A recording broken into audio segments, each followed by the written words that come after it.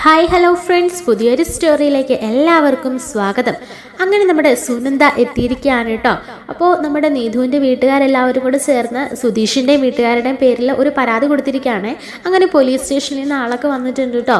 അങ്ങനെ എല്ലാവരും കൂടെ ചേർന്നിട്ട് സുധീഷിനെ അറസ്റ്റ് ചെയ്തുകൊണ്ട് പോകാനൊക്കെയുള്ള തീരുമാനത്തിൽ വന്നതായിരിക്കും. അങ്ങനെ വന്ന് കാര്യങ്ങളൊക്കെ ചോദ്യം ചെയ്യുമ്പോൾ നമ്മുടെ നീതു പറയുന്നുണ്ട്, നീതു അല്ല നമ്മുടെ നിധി പറയുന്നുണ്ട്, അത് പിന്നെ ഈ എൻ്റെ ഭർത്താവും അവരുടെ സഹോദരങ്ങളും അച്ഛനും അടങ്ങുന്ന ഒരു കുടുംബമാണിത്.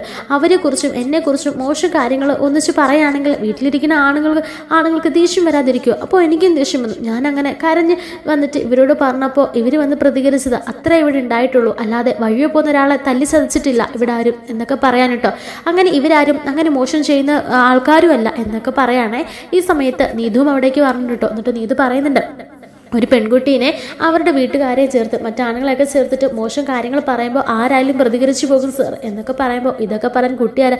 ഞാനിവിടെ മകളാ. പിന്നെ എൻ്റെ അമ്മ തന്ന പരാതി അതൊക്കെ വെറും വാക്കാണ് സർ. അവൻ്റെ കയ്യിലിരിപ്പ് കൊണ്ടല്ലേ അവൻ അടി കിട്ടിയത്, അതിലിത്ര കാര്യമാക്കേണ്ട കാര്യമൊന്നുമില്ല എന്നൊക്കെ പറയാൻ കേട്ടോ.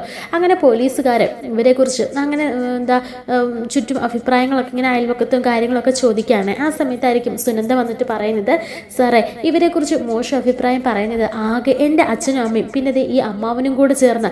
അതിന് കാരണമുണ്ട്, എനിക്ക് ഇവിടുത്തെ ഏട്ടനെ ഇഷ്ടമായിരുന്നു, അതുകൊണ്ട് തന്നെ ആ വിവാഹം നടക്കാതിരിക്കാൻ വേണ്ടിയിട്ടാണ് ഇവർ ഓരോന്ന് ചെയ്തത്. പിന്നെ സ്വത്ത് തർക്കവും കൂടെ ഇവർക്ക് അവകാശപ്പെട്ട ഇവരുടെ വീടും സ്ഥലവും എൻ്റെ ഈ മൂത്ത അമ്മാവനും എൻ്റെ അമ്മയും കൂടെ കൈവശപ്പെടുത്തി വെച്ചിരിക്കുകയാണ്. ഇവരെ കൊണ്ട് ഒന്നും ചെയ്യിപ്പിക്കാതെ കോടതിയിൽ സ്റ്റേ ഓർഡർ വാങ്ങിച്ചു കൊടുത്തിരിക്കുകയാണ്. അതുകൊണ്ടാണ് ഇപ്പോൾ പോലും ഈ വീട് പോലും പണിയാതിരിക്കുന്നത്. അങ്ങനെ ഇവരോട് ഇങ്ങനെ കുടുംബപരമായിട്ട് ശത്രു ഉള്ളത് ഇവർക്ക് മാത്രമാണ്. ഇവിടുത്തെ അച്ഛൻ കുറച്ച് കള്ളൊക്കെ കുടിക്കും എന്ന് പറഞ്ഞിട്ട് ആർക്കും ഒരു ശല്യമില്ല. അതുപോലെ തന്നെ ഇവിടുത്തെ ആണുങ്ങൾ അന്തസ്സായിട്ട് ജോലി ചെയ്ത് ജീവിക്കുന്നവരാ, അല്ലാതെ മറ്റൊന്നുമല്ല. അവർക്ക് അവരുടെ കുടുംബത്തിലെ പെണ്ണിനെ കുറിച്ച് പറയുമ്പോൾ ഇങ്ങനെയൊക്കെ പറഞ്ഞുണ്ടാക്കിയാൽ ആരാലും പ്രതികരിച്ചു പോകില്ലേ സാർ എന്നൊക്കെ പറയാൻ കേട്ടോ. അങ്ങനെ എല്ലാവരും നമ്മുടെ സുധീഷിനൊക്കെ അനുകൂലമായിട്ട് നിൽക്കുകയാണ്. അങ്ങനെ പോലീസുകാർക്കും നീതുവിൻ്റെ വീട്ടുകാർക്കും യാതൊന്നും ചെയ്യാൻ കഴിയുന്നില്ല കേട്ടോ. അങ്ങനെ പിന്നീട് കേസൊന്നും ഇല്ലയെന്ന് പറഞ്ഞിട്ട് ഇവരെ തിരികെ പോകുകയാണ് കേട്ടോ. അങ്ങനെ പിന്നീട് കാണിക്കുന്നത് എല്ലാവരും കൂടെ ഇങ്ങനെ സംസാരിക്കാൻ കേട്ടോ വീട്ടിൽ. എന്നിട്ട് പറയുന്നുണ്ട്, ഞാനാകെ ഭയന്നു പോയി, കാരണം നീതുവിൻ്റെ ഏട്ടനല്ലേ, ഇനിയിപ്പോൾ നീതു നമ്മളെ തെറ്റിദ്ധരിക്കുമോ, ഇനി ഏട്ടനെ ഉപദ്രവിച്ചതിൽ ആ കുട്ടിക്ക് വല്ല നിരസവും ഉണ്ടാകുമോ ഹരീഷിനോട് എന്നൊക്കെ ആകെ ഒരു ഭയം ഉണ്ടായിരുന്നു. പക്ഷേ കാര്യങ്ങളൊക്കെ പക്കായിട്ടാണ് നടന്നത് എന്നൊക്കെ ഇങ്ങനെ സുധീഷ് പറയാൻ കേട്ടോ. ഈ സമയത്ത് നമ്മുടെ നികേഷ് പറയുന്നുണ്ട്, അതെ സുനന്ദേച്ചിയും കൂടെ വന്നപ്പോൾ കാലയ്ക്ക് എല്ലാം കൂടെ എല്ലാവരുടെ അണ്ണാക്കിൽ കൊടുത്തു എന്ന് തന്നെ പറയാം. സുനന്ദേച്ചിയും നീതും എല്ലാവരും ഒറ്റക്കെട്ടായിട്ട് നിന്നു, നിധിയും ഒക്കെ പറയാൻ കേട്ടോ. ഈ സുനന്ദേച്ചിയും കൂടെ ഉണ്ടായിരുന്നെങ്കിൽ ഈ കുടുംബത്തിലെ മരുമക്കളെല്ലാം കട്ടയ്ക്ക് സപ്പോർട്ടായിട്ട് നിന്നെന്ന് നമുക്ക് പറയാമായിരുന്നു എന്നൊക്കെ പറയാൻ കേട്ടോ. ഇപ്പോൾ സുഭാഷ് പറയുന്നുണ്ട്, നീ എന്തൊക്കെയാണ് ഈ പറയുന്നത്, അങ്ങനെയൊന്നും പറയില്ല, ഇപ്പോൾ അവൾ മറ്റൊരുത്തൻ്റെ ഭാര്യയായിട്ട് സുഖമായിട്ട് സന്തോഷമായിട്ട് ജീവിക്കുക, അതങ്ങനെ തന്നെ പൊക്കോട്ടെ, ഇനി പഴയ കാര്യങ്ങളൊന്നും കിള്ളി കീഴ്ച്ച് ഇങ്ങോട്ടേക്ക് കൊണ്ടുവരണ്ട എന്നൊക്കെ പറയാൻ കേട്ടോ. അങ്ങനെ സംസാരിച്ചുകൊണ്ടിരിക്കുകയാണേ. അങ്ങനെ അപ്പോൾ നിധിയാണെങ്കിൽ ഈ ഒരു പ്രശ്നമൊക്കെ കഴിഞ്ഞ് പിന്നീട് ഓഫീസിലേക്ക് പോവുകയാണ്. അങ്ങനെ ഓഫീസിലേക്ക് ചെല്ലുമ്പോഴായിരിക്കും അടുത്ത പ്രശ്നങ്ങൾ, അതായത് നമ്മുടെ സിദ്ധാർത്ഥ ആണെങ്കിൽ നിധിനെ ഇങ്ങനെ ടോർച്ചർ ചെയ്തുകൊണ്ടിരിക്കുകയായിരിക്കും കേട്ടോ. അതായത് നിധിയെ വല്ലാണ്ട് ഇഷ്ടപ്പെടുകയാണ് സിദ്ധാർത്ഥിന്. അങ്ങനെ സിദ്ധാർത്ഥ നിധിക്ക് ഒന്ന് കൺവിൻസ് ചെയ്യിപ്പിക്കാനും അതുപോലെ തന്നെ നിധിയുടെ ശ്രദ്ധ പിടിച്ചു പറ്റാനൊക്കെ വേണ്ടിയിട്ട് നിധിനെ കൂടുതൽ കെയർ ചെയ്യുന്നത് പോലെയും അതുപോലെ തന്നെ നിധിയോട് കൂടുതൽ കാര്യങ്ങളൊക്കെ ചോദിക്കുകയൊക്കെ ചെയ്യാൻ കേട്ടോ. ഇതൊക്കെ ഒരു അൺകംഫർട്ടബിൾ ആയിട്ട് തോന്നുകയാണ് നമ്മുടെ നിധിക്ക്. അങ്ങനെ നിധിയാണെങ്കിൽ സിദ്ധാർത്ഥിന് തന്നോട് വെറും ഒരു സൗഹൃദമോ മാത്രമല്ല എന്നും തന്നോട് എന്തോ ഒരു ഇതുണ്ട് എന്നൊക്കെ ഉള്ള കാര്യങ്ങൾ നിധി ഇങ്ങനെ മനസ്സിലാക്കുകയാണ് കേട്ടോ.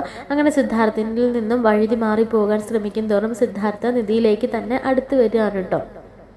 ഈ ഒരു സമയത്ത് നിധിക്ക് ഇങ്ങനെ രാത്രി കാലങ്ങളിലൊക്കെ മെസ്സേജ് അയക്കുകയൊക്കെ ചെയ്യുന്നുണ്ട് കേട്ടോ. അപ്പോൾ നിധിക്കാണെങ്കിൽ അത് ഒട്ടും അക്സെപ്റ്റ് ചെയ്യാൻ കഴിയുന്നില്ല. നിധിയാണെങ്കിൽ മെസ്സേജിന് റിപ്ലൈ ഒന്നും കൊടുക്കാതെ വരുമ്പോൾ പിറ്റേ ദിവസം ഓഫീസിലേക്ക് വരുമ്പോൾ സിദ്ധാർത്ഥ് ചോദിക്കുന്നുണ്ട്, എന്താണോ ഞാൻ മെസ്സേജ് എടുത്താൽ എനിക്കൊരു റിപ്ലൈ പോലും തരാനുള്ള സമയമില്ല എന്നൊക്കെ ചോദിക്കുമ്പോൾ, അത് പിന്നെ ഞാൻ ഓരോ ജോലി തിരക്കിലായിരുന്നു. എന്ത് ജോലിയാണോ തനിക്ക്, തൻ്റെ കസിൻ്റെ വീട്ടിലല്ലേ നിൽക്കുന്നത്, അപ്പോൾ താനാണ് അവിടുത്തെ ജോലികളെല്ലാം ചെയ്യുന്നത് എന്നൊക്കെ ചോദിക്കുമ്പോൾ നിധി പറയുന്നുണ്ട്, അവിടെ സ്ത്രീകൾ അങ്ങനെ ആരും ഇല്ല, പിന്നെ പിന്നെ അവിടെ നിൽക്കുമ്പോൾ ജോലി ചെയ്യാതിരിക്കാൻ പറ്റില്ലല്ലോ, ഞാൻ നിൽക്കുന്ന വീടല്ലേ, അതുകൊണ്ട് കുറച്ച് ബിസി ആകും. പിന്നെ ഓഫീസിൽ നിന്ന് വന്ന് ബസ്സിലൊക്കെ തിരിച്ച് യാത്ര ചെയ്ത് പോയി കഴിഞ്ഞാൽ ആ ഒരു ക്ഷീണവും തളർച്ചയൊക്കെ കൊണ്ട് കുറച്ചൊന്ന് മയങ്ങുമൊക്കെ ചെയ്യും, ഫോണൊന്നും യൂസ് ചെയ്യാറില്ല എന്നൊക്കെ പറയുമ്പോൾ സിദ്ധാർത്ഥ് പറയുന്നുണ്ട്, തനിക്ക് ഞാനൊരു സ്കൂട്ടി വാങ്ങിച്ച് തരട്ടെ എന്ന് ചോദിക്കുമ്പോൾ അതിൻ്റെ ഒന്നും ആവശ്യമില്ല, അല്ലെങ്കിലും സിദ്ധാർത്ഥ ആരാ എനിക്ക് സ്കൂട്ടിയൊക്കെ വാങ്ങിച്ച് തരാൻ എന്ന് പറയുമ്പോൾ താൻ എൻ്റെ ഒരു ഫ്രണ്ടല്ലേ, എൻ്റെ നല്ലൊരു ചങ്ങാതി, അപ്പോൾ തനിക്കൊരു സഹായം ചെയ്യുന്നത് ഇത്ര വലിയ തെറ്റാണോ? ഇനി തനിക്കത് താല്പര്യമില്ലെങ്കിൽ EMI ഇട്ട് മേടിച്ചു തരാം, തൻ്റെ സാലറിയിൽ നിന്ന് കൊടുത്താൽ മതിയല്ലോ, അപ്പോൾ ഈ കഷ്ടപ്പാടിൻ്റെ ആവശ്യമൊന്നും ഇല്ലല്ലോ എന്നൊക്കെ പറയുമ്പോൾ നിധി പറയുന്നുണ്ട്, അത്രയ്ക്കുള്ള ഇതൊന്നും വേണ്ട സിദ്ധാർത്ഥ്, എനിക്കിപ്പോൾ ബസ്സിൽ പോയിട്ട് വരേണ്ട കാര്യമൊക്കെ ഉള്ളൂ, ഒരു സ്കൂട്ടി എനിക്ക് എൻ്റെ കസിന് വാങ്ങിച്ച് തന്നതുമാണ്. പക്ഷേ ഞാൻ ഡ്രൈവിങ് പഠിക്കുന്നതിൽ അത്ര ഒരു ഇതില്ലാത്തത് കൊണ്ട് തന്നെ ഞാൻ അത് ഉപേക്ഷിച്ചതാണ്. അല്ലെങ്കിൽ തന്നെ എനിക്ക് ഇപ്പോൾ ഈ കിട്ടുന്ന സാലറിയിൽ നിന്ന് ഇനി ഒരു EMI ഒക്കെ ഇട്ടെടുത്താൽ അതിൻ്റെ ഒന്നും ആവശ്യമില്ല, വേണ്ട എന്നൊക്കെ പറഞ്ഞ് ഇത് ഒഴിഞ്ഞു മാറിയാണ് കേട്ടോ. അങ്ങനെ ഇരിക്കുകയാണ് നമ്മുടെ സുനന്ദയാണെങ്കിൽ സുഭാഷിൻ്റെ ഒക്കെ അടുക്കിലേക്ക് വരികയാണ്. ആ ഒരു സമയത്ത് വന്നിട്ട് സുഭാഷ് ചേട്ടാ എങ്ങനെയുണ്ട്, എന്തിൻ്റെ വിശേഷം, സുഭാഷ് ചേട്ടന് സുഖമാണോ എന്നൊക്കെ ഇങ്ങനെ ചോദിക്കുകയാണ്. ആ സമയത്ത് നികേഷ് ചോദിക്കുന്നുണ്ട്, അല്ല സുനന്ദേച്ചി ഇവിടെ വന്നത് മാമിയൊക്കെ അറിഞ്ഞിട്ടുണ്ടോ, അല്ലെങ്കിൽ ഇപ്പോൾ പറന്ന് ഇവിടെ എത്തും, ഇനി ഞങ്ങളെ മെക്കിട്ട് കയറും എന്നൊക്കെ പറയുമ്പോൾ സുനന്ദ പറയുന്നുണ്ട്, അവരുടെ സമ്മതത്തോടുകൂടി എനിക്ക് വരാൻ കഴിയുമോ, അതുകൊണ്ട് അവരോട് പറയാതെയാണ് വന്നത് എന്ന് പറയുമ്പോൾ സുഭാഷ് പറയുന്നുണ്ട്, എന്തിനാ താനിങ്ങനെ അവരെ വിഷമിപ്പിക്കുന്നത്, അവരുടെ കൂടുതൽ സന്തോഷമായിട്ട് കുറച്ച് ദിവസം നിൽക്കാൻ താൻ വന്നതല്ലേ, എന്നിട്ടിങ്ങനെ അവരുടെ മനസ്സ് വിഷമിക്കേണ്ട കാര്യമുണ്ടോ, ഞങ്ങൾക്കാർക്കും ഒരു കുഴപ്പമില്ല, ഞങ്ങളെല്ലാം സന്തോഷത്തോടെ ജീവിക്കുക, താൻ അങ്ങ് തൻ്റെ വീട്ടിലേക്ക് പോയിക്കോ എന്നിങ്ങനെ പറയുമ്പോൾ സുനന്ദ പറയുന്നുണ്ട്, എന്താ സുഭാഷ് ചേട്ടാ ഇത്, എനിക്ക് വല്ല കാലത്തല്ലേ ഇവിടേക്കൊക്കെ ഒന്ന് വരാൻ കഴിയുള്ളൂ, അപ്പോൾ എന്നെ ഇങ്ങനെ ഓടിച്ചു വിടുകയാണോ, ഞാൻ കുറച്ച് നേരം ഇവിടെ നിന്നോട്ടെ, ഇപ്പം അമ്മ വീട്ടിലില്ല, ആ ഒരു തക്കം നോക്കി ഞാൻ ഇറങ്ങിയതാണ്, കുറച്ച് നേരം ഞാൻ ഇവിടെ നിൽക്കട്ടെ എന്നൊക്കെ പറഞ്ഞ് അങ്ങനെ നിൽക്കുകയാണ് കേട്ടോ. എന്നിട്ട് കാണിക്കുന്നത് നമ്മുടെ ഈ സമയത്ത് സുധീഷും ഹരീഷും നിധിയും ഒക്കെ വീട്ടിലുണ്ടായിരിക്കും. അങ്ങനെ നിധി വന്നിട്ട് പറയുന്നുണ്ട്, എങ്ങനെയുണ്ട് അവിടുത്തെ വീടൊക്കെ, ഹസ്ബൻഡൊക്കെ എന്ത് പറയുന്നു, അവിടുത്തെ വീട്ടുകാരൊക്കെ എങ്ങനെയുണ്ട് എന്നൊക്കെ ഇങ്ങനെ ചോദിക്കുമ്പോൾ വീട്ടുകാരും എല്ലാവരും കുഴപ്പമൊന്നുമില്ല, എല്ലാവർക്കും എന്നെ വലിയ കാര്യം, എന്നെ വലിയ ഇഷ്ടമാണ്, നമ്മുടെ ഇവിടുത്തെ പോലൊന്നുമല്ല, ഇവിടെ ഒരു നാട്ടിൻപുറം ടച്ചല്ലേ, അവിടെ അങ്ങനെയൊന്നുമില്ല, മൊത്തത്തിൽ ഒരു എന്താ നമ്മുടെ ഇവിടുത്തെ ഒരു പ്രകൃതിയേ അല്ല അവിടെ എന്ന് തന്നെ വേണമെങ്കിലും പറയാം, എല്ലാത്തിലും ഒരു മാറ്റമാണ്, എനിക്കവിടെ പുതിയൊരു അനുഭവമാണ്, എന്നെ എപ്പോഴും പുറത്തേക്കൊക്കെ കൊണ്ടുപോകും, എനിക്കതിനോടൊന്നും വലിയ താല്പര്യമൊന്നുമില്ല, എനിക്കെപ്പോഴും ഇവിടേക്ക് വന്നാൽ മതി എന്നൊരു തോന്നില്ല എന്നിങ്ങനെ പറഞ്ഞ് സുഭാഷിനെ നോക്കുകയാണ് കേട്ടോ. അപ്പോൾ എല്ലാവരും സുനന്ദയുടെ ആ ഒരു കണ്ണുകളിലേക്ക് എല്ലാവരും നോക്കുകയാണ്, കാരണം സുഭാഷിനെ അങ്ങനെ നോക്കി പറഞ്ഞപ്പോൾ ഇപ്പോഴും സുനന്ദയുടെ മനസ്സിൽ സുഭാഷ് ഉണ്ടെന്നുള്ള കാര്യങ്ങളെല്ലാവരും മനസ്സിലാക്കുകയാണ് കേട്ടോ. അങ്ങനെ പിന്നീട് കാണിക്കുന്നത് സുനന്ദ പറയുന്നുണ്ട്, എന്തായാലും ഇവിടെ വരുമ്പോഴാണ് എൻ്റെ മനസ്സിനൊരു സമാധാനം സന്തോഷമൊക്കെ കിട്ടുന്നത് നിങ്ങളെയൊക്കെ കാണുമ്പോൾ എന്ന് പറയുമ്പോൾ നികേഷ് പറയുന്നുണ്ട്, നിങ്ങളെയൊക്കെ കാണുമ്പോൾ എന്നാണോ അതോ സുഭാഷ് ചേട്ടനെ കാണുമ്പോൾ എന്നാണോ എന്നിങ്ങനെ പറയുമ്പോൾ സുനന്ദ ഇങ്ങനെ കണ്ണ് നിറഞ്ഞ് സുഭാഷിനെ നോക്കുകയാണ്. ആ സമയത്ത് സുഭാഷ് ചേട്ടനാണെങ്കിൽ നികേഷിനോട് പറഞ്ഞത്, നിനക്ക് എന്താണ് കുഴപ്പം, നിന്നോട് ഞാൻ പറഞ്ഞു വായടച്ച് മിണ്ടാതിരിക്കാൻ എന്ന് പറഞ്ഞിട്ട് സുനന്ദയോട് പറഞ്ഞിട്ട്, സുനന്ദ ഇപ്പം നിനക്ക് നല്ലൊരു ജീവിതമുണ്ട്, നീ ഇങ്ങനെയൊക്കെ പറഞ്ഞ് നടക്കേണ്ട കാര്യമൊന്നുമില്ല, നീ വീട്ടിലേക്ക് പോയിക്കേ, നീ സന്തോഷത്തോടെ നിൻ്റെ അച്ഛനും അമ്മയുടെയും കൂടെ നിൽക്കാൻ വന്നതല്ലേ കുറച്ച് ദിവസം, അതുകൊണ്ട് നീ അങ്ങോട്ടേക്ക് തിരിച്ചു പോയിക്കേ എന്നിങ്ങനെ പറയുമ്പോഴത്തേക്കിനും സുനന്ദയാണെങ്കിൽ കണ്ണുകളോടെ ഇങ്ങനെ സുഭാഷിനെ നോക്കുകയാണ് കേട്ടോ. അപ്പോഴും സുഭാഷ് ഒരു വിട്ടുവീഴ്ചയ്ക്ക് തയ്യാറായില്ല. അങ്ങനെ സുഭാഷ് പറഞ്ഞു വിടുമ്പോൾ നിധിയും പറയുന്നുണ്ട്, എന്താ സുഭാഷ് ഇട്ടാ, സുനന്ദ കുറച്ച് നേരം ഇവിടെ നിൽക്കട്ടെ എന്ന് പറഞ്ഞിട്ട് ചായയൊക്കെ കൊടുക്കുന്നുണ്ട് കേട്ടോ.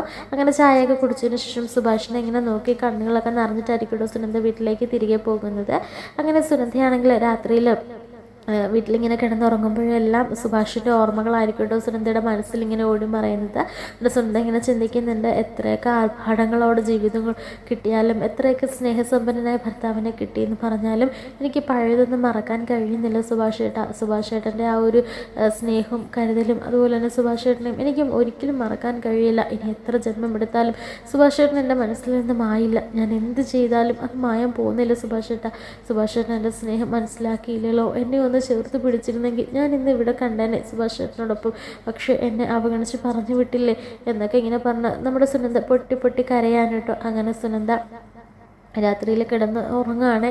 ആ സമയത്ത് സുനന്ദ ഇങ്ങനെ സ്വപ്നം കാണുകയാണ് കേട്ടോ. അതായത് നമ്മുടെ സുഭാഷിനോട് ചെന്നിട്ട് സുനന്ദ കരഞ്ഞ് കാല് പിടിച്ച് പറയാണ്, എന്നെ സ്വീകരിക്കണം, എനിക്ക് അവിടെ ജീവിക്കാൻ പറ്റില്ല, എനിക്ക് സുഭാഷിനില്ലാതെ ജീവിക്കാൻ പറ്റില്ല, അതുകൊണ്ട് സുഭാഷിന് എന്നെ സ്വീകരിച്ചില്ലെങ്കിൽ ഞാൻ ചത്തുകളയും എന്നൊക്കെ പറഞ്ഞ് സുഭാഷിൻ്റെ മുൻപിൽ ഭീഷണി മുഴക്കുമ്പോൾ നമ്മുടെ സുഭാഷ് നിവൃത്തിയില്ലാതെ സുനന്ദനെ സ്വീകരിക്കുന്നതായിട്ടും അങ്ങനെ സുനന്ദയും സുഭാഷും ഒന്നിച്ച് ജീവിക്കുകയും പിന്നെ ഈ ഇവർ താലി ചാർത്തിയതറിഞ്ഞിട്ട് നമ്മുടെ സുനന്ദയുടെ അമ്മയും അച്ഛനൊക്കെ വന്ന് ബഹളം ഉണ്ടാക്കുന്നതും ഒക്കെ ആയിട്ടൊരു സ്വപ്നം ഇങ്ങനെ കാണുകയാണ് കേട്ടോ. അങ്ങനെ ഞെട്ടിത്തിരിച്ച് ഉറക്കത്തിൽ നിന്നും ഉണരുകയാണ് കേട്ടോ നമ്മുടെ സുനന്ദ. അപ്പോൾ സുനന്ദ ഇങ്ങനെ ചിന്തിക്കുന്നുണ്ട്, അപ്പോൾ ഇതൊക്കെ സ്വപ്നമായിരുന്നോ, ഇതൊക്കെ ഒരിക്കലും നടക്കില്ലാത്ത സ്വപ്നങ്ങളല്ലേ എന്നൊക്കെ ഇങ്ങനെ അലച്ച് തൻ്റെ മനസ്സിനെ തന്നെ ആശ്വസിപ്പിക്കുന്ന സുനന്ദേനെയാണ് കേട്ടോ കാണിക്കുന്നത്. സുനന്ദയ്ക്ക് വല്ലാത്ത സങ്കടവും പ്രയാസവും ഒക്കെയാണ് കേട്ടോ. അങ്ങനെ സുനന്ദ അവിടെ നിന്നും തിരികെ പോകുമ്പോഴും സുഭാഷിനെ കണ്ടിട്ട് സുഭാഷിനോട് പറയുന്നുണ്ട്, സുഭാഷ് ഏട്ടനെ ഒരിക്കലും എനിക്ക് മറക്കാൻ കഴിയില്ല, എൻ്റെ മനസ്സിൽ ഇപ്പോഴും സുഭാഷ് ഏട്ടൻ മാത്രമാണുള്ളത്, അത് സുഭാഷ് ഏട്ടൻ മാത്രമേ ഉള്ളൂ മനസ്സിലാക്കാത്തത് എന്ന് പറഞ്ഞിട്ട് സുഭാഷിനെ നോക്കി കരഞ്ഞുകൊണ്ടായിരിക്കട്ടോ സുനന്ദ പോകുന്നത്. സുനന്ദയുടെ ആ ഒരു നിസ്സഹായ അവസ്ഥയൊക്കെ കണ്ടിട്ട് നമ്മുടെ സുഭാഷിനും വളരെ സങ്കടമാവുന്നുണ്ട്. അങ്ങനെ സുഭാഷിന് ഒരുപാട് സങ്കടമാണ്. സുഭാഷാണെങ്കിലും സുനന്ദയുടെ അത് ഒരു ഇങ്ങനെ കരയുന്നതൊക്കെ കണ്ടിട്ട് സുഭാഷിനും അങ്ങനെ സഹിക്കാൻ പറ്റില്ല കേട്ടോ. പക്ഷെ ഇപ്പോൾ എന്തൊക്കെ പറഞ്ഞാലും അതൊരിക്കലും ഇനി കൂട്ടി യോജിപ്പിക്കാൻ കഴിയില്ലല്ലോ എന്നിങ്ങനെ സുഭാഷ് മനസ്സിൽ ഉറപ്പിക്കുകയാണ് കേട്ടോ. അങ്ങനെ പിന്നീട് നമ്മുടെ നികേഷും നിധിയും കൂടെ ഇങ്ങനെ സംസാരിക്കാതിരിക്കും കേട്ടോ. അപ്പോൾ നികേഷ് പറയുന്നുണ്ട്, സുനന്ദയുടെ അടുത്തേക്ക് ഇപ്പോഴും സുഭാഷിനെ ഇഷ്ടമാണ്, അതാ അങ്ങനെയൊക്കെ പറഞ്ഞത്. എന്ത് പറയാനാ, വിധിയില്ല ഒന്നിനും, നമ്മളാകുന്ന ശ്രമിച്ചില്ല രണ്ടുപേരുടെ വിവാഹം നടത്താൻ, പക്ഷെ അതൊന്നും നടപ്പായില്ല. പക്ഷേ പാവം സുനന്ദ ചേച്ചി ഇപ്പോഴും സുഭാഷ് ഏട്ടനെ മനസ്സിൽ വെച്ചുകൊണ്ട് നടക്കുകയാണ്. പാവമുണ്ടല്ലേ, സ്നേഹിക്കുന്നവർ തമ്മിലല്ലേ ഒന്നിക്കേണ്ടത് എന്നൊക്കെ ഇങ്ങനെ നികേഷും പറയുമ്പോഴത്തേനും നിധിയും പറയാണ്, അതെ, സ്നേഹിക്കുന്നവർ തമ്മിൽ പരസ്പരം ഒന്നിക്കേണ്ടത്, അല്ലാത്തവരുടെ ജീവിതം എന്ന് പറഞ്ഞാൽ അത് വല്ലാത്തൊരു അവസ്ഥ തന്നെയാണ് നികേഷ് എന്നൊക്കെ പറഞ്ഞിട്ട് നിധിയും അങ്ങനെ എണീറ്റ് പോകുകയാണ് കേട്ടോ.